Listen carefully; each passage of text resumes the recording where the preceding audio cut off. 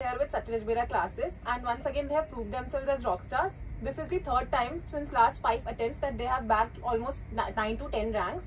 And this is Satyaj Mera sir. He will share further more experience, what he helped with the students and how he prepared them in studies. Good evening बच्चों, सबसे पहले मैं आपको सचिन मेरा class के बारे में बताता हूँ।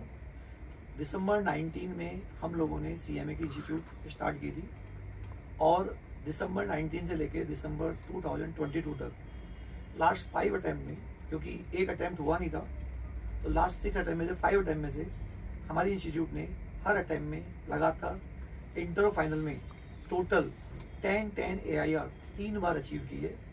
तो इसके पीछे सारा क्रेडिट हमारे स्टूडेंट्स को भी जाता है और ऑफ कोर्स हमारी टीम, उसको भी इसका बहुत बड़ा क्या जाता है, क्रेडिट जाता है। सबसे पहले मैं जो भी दिसंबर 2022 में जो हमारे रैंकर्स है, मैं उनसे आपका इंट्रोडक्शन करवाता हूँ। सबसे पहले हर्षित अग्रवाल CMA फाइनल में जिन्होंने AIR 49 सिक्योर की है, वो आज समाओ नहीं आ पाए हैं। उसके बाद सुरेंद्र तेजवानी जिनकी फाइनल के अंदर AIR 18 आई है। उसके बाद पायल जिनकी फाइनल के अंदर AIR 16 आई है। उसके बाद सिद्धि अग्रवाल जिनकी इंटर के अंदर AIR 49 आई है। साहिल खानवानी जिसकी इंटर के अंदर AIR 43 है। उसके बाद खुशी चौधरी जिनकी AIR 39 है इंटर में। तनीषा जैन जिनकी AIR 31 है। दिनेश मेहतवानी जिनकी AIR 29 है। और उसके बाद हिमांशु वर्मा जिनकी AIR 12 है और इन्होंने 538 मार्क्स सिक्योर किए हैं आउट ऑफ 800। इसके अलावा बच्चों जो मोहित सुकानी है जिसकी AIR 1 है, उसने DT और GST, क्योंकि मैं खुद DT और GST पढ़ाता हूँ, उसने खुद ने मेरे से ही DT और GST लिए। तो एक तरीके से कह सकते हैं कि अगेन इस बार टोटल 9 प्लस एक मोहित सुकानी मिलाकर जिसने 2 सब्जेक्ट मेरे यहाँ किए DT और GST, तो ऐसे करके 10 AIR है बच्चों। सफर काफी लंबा नहीं है, बस कल की सी बात है, दिसंबर 19 में हमने स्टार्ट किया और आज तो कई लोग बोलते हैं कि जब अपना दिसंबर में पहला अटेम्प्ट हुआ, 1 बार आया, 2 बार आया, अब ये तीसरी बार। तो इसके पीछे क्या कारण है? कई लोगों मेरे से पूछते हैं इसके पीछे कारण क्या है कि यही क्यों आती है ऐसी AIR। बच्चों उसके पीछे मैं आपको एक कारण बताता हूँ कि बेसिकली CA और CMA के जो पेपर का लेवल होता है उसमें काफी डिफरेंस होता है। दोनों की पढ़ाई क्या होती है, सेम होती है, बट पेपर का लेवल में क्या होता है, डिफरेंस होता है। हमारी इंस्टीट्यूट का ये टारगेट रहता है कि नॉट ओनली आप इन बच्चों को CMA के क्वेश्चन कराइए, बल्कि आप इनको CA के क्वेश्चन भी कराइए और थोड़ा सा डेप्थ स्टडी पे हम जाते हैं, क्योंकि जनरली CMA के बच्चों की टेंडेंसी रहती है कि इतना ही पढ़ना था तो CA ही कर लेते। इस टेंडेंसी से आपको बाहर निकलना पड़ेगा। आप देखिए फाइनल के अंदर 6 to 7% रिजल्ट गया है, जो काफी कम है। तो आप लोग जब तक इस सोच के साथ बाहर नहीं निकलेंगे ना, तो आपको अगेन ये बार बार प्रॉब्लम फेस करनी पड़ेगी।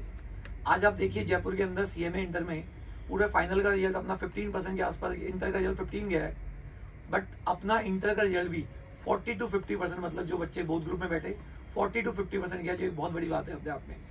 अब मैं ज्यादा समय नहीं लेता हुए आपको 1 by 1 जो भी हमारे रैंकर्स है, तो इनसे कुछ क्वेश्चंस आपसे करेंगे ताकि कैसे प्रिपरेशन करनी चाहिए, कैसे हमको पढ़ना चाहिए, यह सब चीजें हम यहाँ पे देख रहे हैं।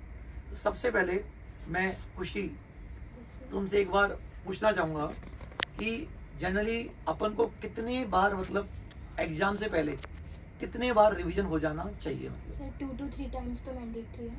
2 से 3 टाइम मैंडेटरी है। और तुमने केवल जो CMA इंस्टीट्यूट के मॉड्यूल होते हैं उन्हीं को रेफर किया या कुछ एक्स्ट्रा भी आपने कुछ किया? सर आपने DT में योगेंद्र भांगड़ की बुक बताई थी, वो रेफर की, और तो मॉड्यूल और सर आपके नोट्स। अच्छा, वहाँ पे नोट्स, मतलब इंस्टीट्यूट का मटेरियल और जो हमने अदर ऑथर की आपको बुक सजेस्ट की है वो आपने देखा है यहाँ पे। और आपने कितने घंटे, मतलब जो लास्ट 3 महीने थे, कितने घंटे ऐसा लगा कि भाई अपन को इतना तो पढ़ाई आपने? 10 to 12 आवर्स एवरेज। मतलब आप सही बोल रहे हैं, आपको लोग देख रहे हैं 10 to 12 आवर्स। अच्छा सिद्धि, आपने कितना मतलब आवर्स दिया? मतलब सर शुरू में तो इतना नहीं हो पाता था कोचिंग वगैरह सबके चक्कर में, बट जब पता चला कि 1 महीना एक्सटेंड हो रहा है, तब मेरा ऐसा हो गया कि यार अब अपॉर्चुनिटी मिली है तो उसको ग्रैब करे और ज्यादा जितना भी मैं कर सकती हूँ उतना करूँ। तो मैंने बस खाने के टाइम पे नहीं पढ़ती थी, सोती थोड़ा ज्यादा थी, पर फिर बस पढ़ाई करी, घूमना फिरना सब बंद कर दिया। मतलब आप कहने का मतलब है कि आपने भी again 10 to 12 hours last 3 month मतलब पढ़ा है। और सोशल मीडिया से उस टाइम मतलब आप दूर रहे मतलब यहाँ पे? सर सोशल मीडिया तो ऐसे हो गया कि ब्रेक लिया है तो उसको यूज कर लो थोड़ा बहुत, वरना तो पढ़ाई के टाइम में। अच्छा तनिषा, आपको कब लगा कि कोई सब्जेक्ट में मतलब कि ऐसा कोई सब्जेक्ट था जो आपका वीक है, फिर आपने उसके लिए कोई स्ट्रेटेजी अपनाई? मतलब सर लॉ में डर लगता था क्योंकि थ्योरी ज़्यादा रह जाती थी तो बहुत प्रॉब्लम आती थी, पर रिवीजन जितनी बार हुए उसके अकॉर्डिंग फिर चीज़ें अपने आप याद होने लग गई थी। और बाकी लॉ में मार्क्स भी अच्छे आ गए और थोड़ा FM का था, उसकी तैयारी अच्छी थी, पर हाँ पेपर देख के थोड़ा सी घबराहट हुई, पर वो मैनेज हो गया था। तो आपके हिसाब से मतलब क्या स्ट्रेटेजी रहनी चाहिए बच्चों को लास्ट 3 महीने? मतलब कैसे, एक तो पढ़ने का तरीका होता है कि एक सब्जेक्ट को ही पढ़ रहे हैं, एक 4 आवर्स, एक 6 आवर्स, मतलब आपकी क्या जो स्ट्रेटेजी? फर्स्ट रिवीजन है ना उसमें आप 2-2 सब्जेक्ट साथ लेकर चलो, पर फिर जो बाद में सेकंड और थर्ड रिवीजन है ना तब आप एक सब्जेक्ट ही कवर करके चलो और उसमें दिन को डिस्ट्रीब्यूट कर दो, जैसे 4-4 दिन लेके एक सब्जेक्ट कवर करो तो उससे ज्यादा सही रहता है। अच्छा, और पायल तुम्हारा CMA फाइनल के अंदर तुम्हारी 16 रैंक आई, तो जनरली जैसे डायरेक्ट टैक्स होता है और CFR सेकंड ग्रुप में एक FM, तो आपने मतलब क्या इसके लिए कोई स्पेशल स्ट्रेटेजी की या आपको ये नॉर्मल ही लगता था? मतलब सर जो भी नोट्स मिलते थे, जो भी क्वेश्चंस मिलते थे उनको अच्छे से कवर किया, 2-3 बार उन क्वेश्चंस को सॉल्व किया तो वो प्रैक्टिस में आ गए। अच्छा, उनको करना, उन क्वेश्चंस को करना इजी हो गया। तो आपके मन में था कि मुझे रैंक लानी है या अपने आप ऐसा? या ऑनेस्टली मेरा यही था कि पास हो जाए अच्छे से अच्छे मार्क्स आ जाएं, रैंक आ गई वो तो और अच्छी बात है। अच्छा, आपको पेपर देने के बाद लगा था कि मेरे मतलब पेपर अच्छे हुए हैं ऐसा या नहीं? सर ऑनेस्टली बहुत डर था, बहुत ज्यादा डर था, लगा नहीं था कि रैंक आएगी। अच्छा, आ गई। और कोई ऐसा पेपर था कि जो एग्जाम वाले दिन तो ऐसा लग गया कि आप तो मैं पेपर ही नहीं दूं? सर लॉ का पेपर था, लॉ में है ना बहुत डर लगा था क्योंकि वो काफी हार्ड क्वेश्चंस आए थे इस बार, तो वो ऐसा लगा था कि इसके बाद एग्जाम देने का कोई सेंस नहीं है क्योंकि पास तो होंगे नहीं, लेकिन फिर लॉ में एग्जाम्शन आ गई तो और अच्छा हो गया। अच्छा, तो एक बार होप छोड़ दी लेकिन अगेन अपने आप को संभाला आपने यहाँ पे। अच्छा, साहिल तुम्हारा मतलब क्या रहा, मतलब जैसे कोचिंग टाइमिंग आपका क्या रहता था? 7 to 4 7 to 4 आपका रहता था? Yes, sir. आपने, मेरे को ध्यान है कि मैंने कभी आपको मतलब देखा नहीं कि आपने कोई छुट्टी क्लासेस मिस की हो, हमेशा शायद लाइव ही रहते थे आप यहाँ पे। और आपकी क्या स्ट्रेटेजी रहती है कि लास्ट के मोमेंट पर हमें कैसे पढ़ना चाहिए? मतलब लास्ट के मोमेंट में ये स्ट्रेटजी है कि कोचिंग से जो भी शेड्यूल मिला है टेस्ट सीरीज़ का, जितना टाइम दिया गया है, जितना सिलेबस दिया गया है, वो 100% स्ट्रिक्टनेस के साथ फॉलो करना ही करना है, कोई ऑप्शन ही नहीं है। अच्छा, बस। और जो जैसे अपन 7 to 4 तुम्हारी कोचिंग होती थी, तो अधिकतर बच्चों का ये शिकायत रहती है कि सर 4 बजे तो कोचिंग से छूटते हैं, फिर पढ़े कब, टाइम मिलता ही नहीं। तो क्या फिर तुमने जब कोचिंग जाना पढ़ते नहीं थे या अपने आप को पढ़ते थे? मतलब क्या करते थे, कैसे करें, मतलब कि अपन कैसे मैनेज करें कि इस टाइम को कैसे होता है? टाइम को तो ऐसे मैनेज करना है जैसे घर जाने के बाद तो सोना पड़ेगा, वो तो थक जाते हैं अपन, लेकिन उसके बाद उतना डेडिकेशन आपको अपने अंदर लाना ही पड़ेगा। मैं कोचिंग से घर जाने के बाद 1-1.5 घंटा रेस्ट करके उसके बाद मैं 12 बजे से पहले कभी सोया ही नहीं, 12 साढ़े 12 से। मतलब टिल जैसे आपने जनवरी में कोचिंग ज्वाइन की तो आप मतलब कंसिस्टेंट रहना ही पड़ेगा, कोई ऑप्शन ही नहीं। अच्छा, टेस्ट आपके जैसे अपने हर संडे अपन टेस्ट लेते हैं, तो आपने मेरे हिसाब से, मेरे को ध्यान है कि कोई टेस्ट मिस किया नहीं आप? टेस्ट तो बिल्कुल देने ही पड़ेंगे, मैंडेटरी। अगर अच्छा कुछ बच्चों का कहना होता है कि टेस्ट देने से कॉन्फिडेंस डाउन होता है, वो नहीं देना चाहिए, क्या ये बात सही है? नहीं, टेस्ट ही बहुत ज़्यादा बड़ा रोल प्ले करते हैं आपके रिजल्ट में। अच्छा, और जैसे पायल और सुरेंद्र, तुम दोनों हमारी लाइव क्लासेस में ना होगी, तुमने हमारी रिकॉर्डेड क्लासेस ली थी, तो ऐसा कोई इशू आया कि रिकॉर्डेड क्लासेस में कि सर ये प्रॉब्लम है, या और तुम्हारा जैसे जनरली रिकॉर्डेड क्लासेस में सबसे बड़ी प्रॉब्लम होती है कि बच्चा कॉन्सेंट्रेट नहीं करता है कि कल देख लेंगे, परसों देख लेंगे। तो मैं पर्सनली सजेस्ट हमेशा ये करता हूँ कि आपको लाइव, ऑफलाइन या ऑनलाइन क्लास लेनी चाहिए, बट आपने मतलब कैसे रिकॉर्डेड करके भी, मतलब क्या टाइम टेबल था कि इतनी बजे ही देखना? टाइम टेबल फिक्स था मोस्टली, उसी टाइम टेबल के अकॉर्डिंग चल रहे थे, तो वो इजी हो गया था। जैसे कोचिंग आते हैं उसी टाइम पे अपन पढ़ रहे हैं तो वो इजी हो जाता है पढ़ना। अच्छा, ये मतलब जो भी बच्चे हमारी रिकॉर्डेड क्लासेस भी लेते हैं, तो मैं सबसे पहले आपको यही कहूँगा कि जैसे कोचिंग का टाइम 7 to 4 होता है, तो आप हर सब्जेक्ट का 1 घंटे का टाइम होता है, तो आपको भी ऐसे ही पढ़ना चाहिए अगर आप रिकॉर्डेड क्लासेस पे है। अगर आप ये नहीं कर रहे तो आप ये काफ़ी बड़ी मिस्टेक कर रहे हैं, क्योंकि पिछले अटेम्प्ट में भी अपनी फाइनल के अंदर जो 3 AIR थी उसमें से 2 AIR रिकॉर्डेड क्लासेस पे ही थी। तो ये ऐसा नहीं है कि रिकॉर्डेड क्लासेस में रैंक नहीं आती, वहाँ भी आ सकती है, पर वहाँ पे आपको थोड़ा सा मोर डेडिकेशन और पंचुअलिटी आपको बहुत बड़ी चाहिए होती है। तो सुरेंद्र मतलब रिकॉर्डेड क्लासेस में क्या मतलब रहा आपको? मतलब सर शेड्यूल बनाना पड़ता है आप, यानी जैसे क्लासेस ऑफलाइन आप जैसे अरेंज करते हो उसी टाइमिंग फिक्स कर दो कि इतने बजे से ये क्लास करनी है, ग्रुप वाइज करनी है, ग्रुप वाइज पहले फर्स्ट ग्रुप क्लियर करो, फिर सेकंड ग्रुप क्लियर करो, फिर अपने रिवीजन के टाइम फिक्स कर लो। 2 से 3 बार तो रिवीजन मैंडेटरी है अगर आपको सीएमए फाइनल में एक बार में ही क्लियर करना है और रैंक आ जाती है तो और ये। सीएमए फाइनल में से कौन कौन से सब्जेक्ट है जिसके अंदर आपको लगता है कि इस पे ज़्यादा टाइम लगता है, ये थोड़ा कम टाइम लगता है? सर सबसे बड़ी है CFR और DT। CFR और DT इन पे सबसे ज़्यादा टाइम लगता है, सबसे ज़्यादा क्वेश्चन इसी में होते हैं। DT में तो अमेंडमेंट भी आते हैं। अच्छा, 2 मेन है। SFM इतनी बड़ी नहीं है, DT के फर्स्ट ग्रुप में सबसे बड़ी DT है मेरे हिसाब से। सबसे बड़ी मतलब DT सब्जेक्ट बड़ा है यहाँ पे। DT में आपके कितने मार्क्स है? 77 हाईएस्ट। 77 मार्क्स है। आपने ऑफ कोर्स मेरे से पढ़ा होगा। यस। ठीक है, तो मतलब बच्चों इन्होंने DT यहीं से किया है और बस DT के सारे सब्जेक्ट ही यहाँ से किए हैं, तो 77 मार्क्स है। और हिमांशु तुम्हारी AI या 12 आई? मेरे को ध्यान है तुम्हारी कॉपी के अंदर, जैसे मैं तुम्हारी जब कॉपी देखता था ऐसा लगता था कि तुमने पूरा एक्ट छाप दिया। तो ये क्या है? ये मतलब गॉड गिफ्ट है या मतलब क्या कुछ? पहले से मेरी राइटिंग मतलब ठीक रहती थी और थोड़ा मैं सुधारता था, किसी और को देखता था तो उनकी कैसी है तो मैं उनकी किसको देखते थे? मतलब जो क्लासमेट होते थे उनकी भी अच्छी होती थी। हाँ। तो मैं उनको थोड़ा कॉपी कर लेता था तो उससे मेरी राइटिंग सुधरती गई ऐसे। अच्छा, इसकी खास बात है मतलब इसकी कॉपी में, मतलब मैं आपको बताता हूँ, ये इसने पॉइंट आउट नहीं किया पर मैंने इसको जो नोटिस किया ना, जनरली जब हम कोई क्वेश्चन देते हैं तो क्या करते हैं अपन, क्वेश्चन करते हैं और नीचे क्या जो आंसर्स होते हैं वो मैच कर लेते हैं। उसके बाद जो नीचे वर्किंग नोट होते हैं ना वो हम पढ़ते ही नहीं। अब आप सोचते हैं मेरा आंसर मैच हो गया बस ओके, और जब वर्किंग नोट आप नहीं पढ़ते हैं तो आपको कभी लिखना ही नहीं आएगा। तो आपको सबसे बड़ी प्रॉब्लम ही ये है कि आपको जब वर्किंग नोट पढ़ते ही नहीं हो, जब पढ़ते नहीं हो फिर हम आपके टेस्ट लेते हैं तो करते ही नहीं हो। लेकिन जब हम इसकी क्लास देते थे तो ये हमेशा क्या है, वो वर्किंग नोट को पूरा पढ़ता था, इस कारण से वो लॉ की लैंग्वेज लिख पाता है। तो जो स्टूडेंट सबसे बड़ी मिस्टेक करते हैं वो कौन सी मिस्टेक है? वर्किंग नोट नहीं पढ़ते। तो आपको क्या है, वर्किंग नोट क्या है, मतलब पूरा ध्यान से पढ़ना चाहिए। और जनरली बच्चों जैसे सेक्शंस अपन कोड करते हैं तो कई लोग बोलते हैं कि सेक्शन कोड करना मैंडेटरी नहीं है, लेकिन ऐसा जरूरी नहीं है बच्चों। सेक्शंस कोड करने से आपका प्रेजेंटेशन बेटर होता है। टीचर ये बात 2 ही कारणों से बोलता है कि सेक्शन मत लिखो, या तो टीचर को खुद को नहीं पता कौन से सेक्शन होते हैं, या नंबर वन उसको ये लगता है कि जो बच्चे जो होते हैं ना उनको सेक्शंस को याद करने में दिक्कत होती है। बच्चों टीचर में एबिलिटी होती है कि बच्चे को कैसे उसको लर्न करवाना है, रादर देन कि बच्चों के मन में ये डर बैठाना है कि सेक्शन नंबर याद करना पॉसिबल नहीं है। तो सेक्शन नंबर आज जैसे हमारा बहुत ज्यादा जोर होता है कि सेक्शन 1 क्या कहता है, सेक्शन 2 क्या कहता है, तो इससे सेक्शन से बच्चों आप में क्या आता है, कॉन्फिडेंस आता है। और जो आपका मेन कोर सब्जेक्ट है जैसे DT GST ये CFR वगैरह आपके सब्जेक्ट है, उनमें आपका CFR में सेक्शन नहीं होते, बट फिर भी लॉ वगैरह में आपके क्या डर निकलता है। तो मैं आपको यही पर्सनली कहना चाहूंगा कि आपको सेक्शंस बहुत ज्यादा क्या करने चाहिए, याद करने चाहिए। और प्रैक्टिकल कौन सा सब्जेक्ट तुम्हारा वीक था? मतलब वीक में तो सिर्फ कॉस्ट एफएम ही मुझे लगता था कि थोड़ा वीक है। कोस्टिंग तो फिर भी आराम से हो जाता था।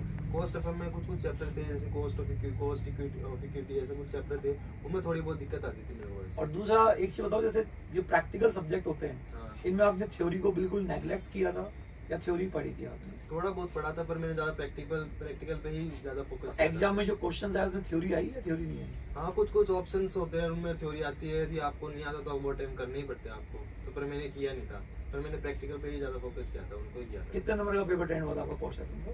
कॉस्ट एफएम में 70-80 का मैंने किया था। देखो बच्चों, एक मैं आपको यहाँ पे एक पॉइंट आउट करना चाहता हूँ कि जैसे कॉस्ट एफएम का कोई भी प्रैक्टिकल सब्जेक्ट होता है, वहाँ पे एक जो पेपर होता है ना, वो तुम्हारा 2 पेपर हमेशा डिफिकल्ट आते हैं। प्रैक्टिकल सब्जेक्ट में हम क्या देखते हैं कि हम एग्जाम वाले दिन प्रैक्टिकल कर लेंगे, थ्योरी करेंगे ही नहीं। ये आपकी सबसे बड़ी बिग मिस्टेक है। आपको हमेशा जिस सब्जेक्ट में प्रैक्टिकल होता है उसकी थ्योरी पे बहुत ध्यान देना चाहिए।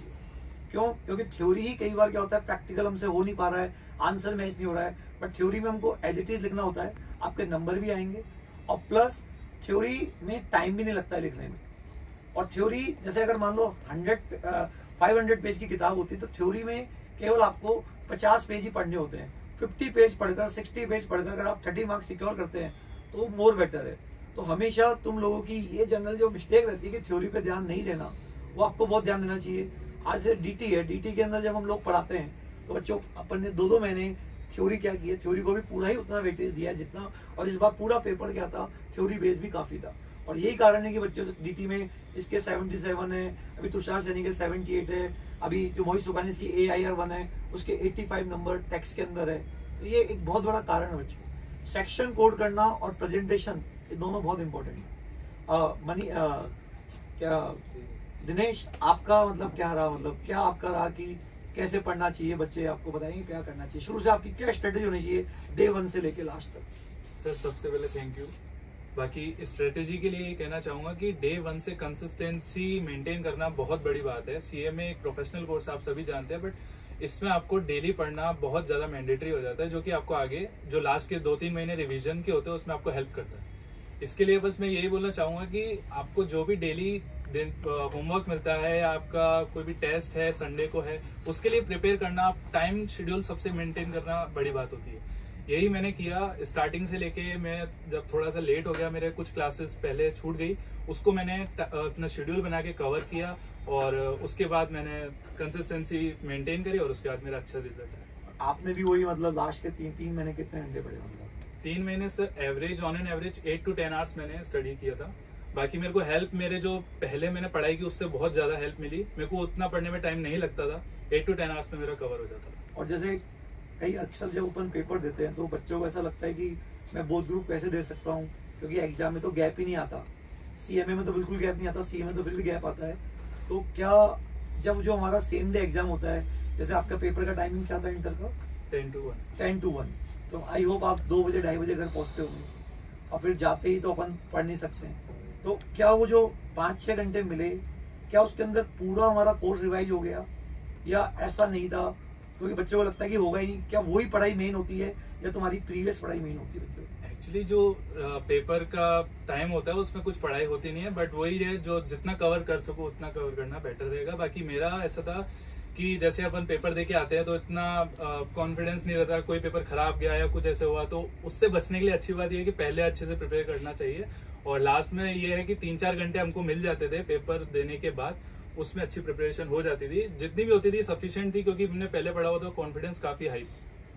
अच्छा, कॉन्फिडेंस मतलब तो कहने का मतलब है बच्चों, इसका कहना है कि जो मेन जिस दिन पेपर होता है उस दिन आपको ज्यादा टाइम नहीं मिलता है, उस दिन आपका 25% कोर्स ही रिवाइज हो पाता है। जो भी पढ़ाई होती है वो पुरानी होती है, तो दिमाग से ये चीज आप निकाल दीजिए कि ये पॉसिबल नहीं है, ये पॉसिबल नहीं है। आपने जो भी पिछली बार 2-3 बार अपने रिवाइज किया है वही तुम्हारे लिए क्या होता है, मेन होता है। और आपका कोई पेपर था जो ऐसा बिगड़ा और आपने सोचा कि अब मुझे ये पेपर देना ही नहीं है, ऐसा कोई अगले दिन तो दूंगा ही नहीं, ऐसा भी हुआ होगा? ऐसा मेरे साथ कॉस्ट FM का जो पेपर सबसे टफेस्ट पेपर था पूरे, तो उसमें मेरा भी थोड़ा दुख हुआ कि नहीं हो पाया इतना अच्छा, बट फिर भी मैंने अटेम्प्ट पूरा 3 घंटे अच्छे से अटेम्प्ट किया, जितना मुझे आता था उतना मैंने क्वेश्चंस को सॉल्व किया।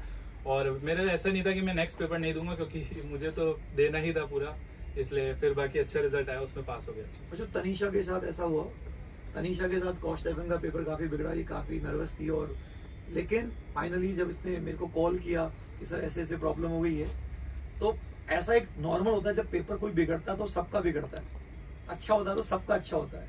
तो कभी भी आप लोगों को स्किप नहीं करना चाहिए, मतलब ठीक है, कभी भी आपको जैसे पेपर बिगड़ गया उसके बारे में नहीं सोचना चाहिए और आपको नेक्स्ट पेपर के बारे में सोचना चाहिए। ये गलती कभी नहीं करनी चाहिए कि आज का पेपर बिगड़ेगा तो मैं कल पेपर नहीं दूंगा। तो ये बच्चों ये कुछ कारण है जिसके कारण बच्चों ये बच्चे क्या करते हैं, AIR सिक्योर करते हैं, और यही कारण है कि पिछले 5 में से 3 अटेम्प्ट में लगातार सचिन अजमेर क्लासेस ने 10 AIR क्या की है, सिक्योर की है। तो ऑल द बेस्ट बच्चों फॉर योर फ्यूचर, और थैंक यू फॉर कमिंग।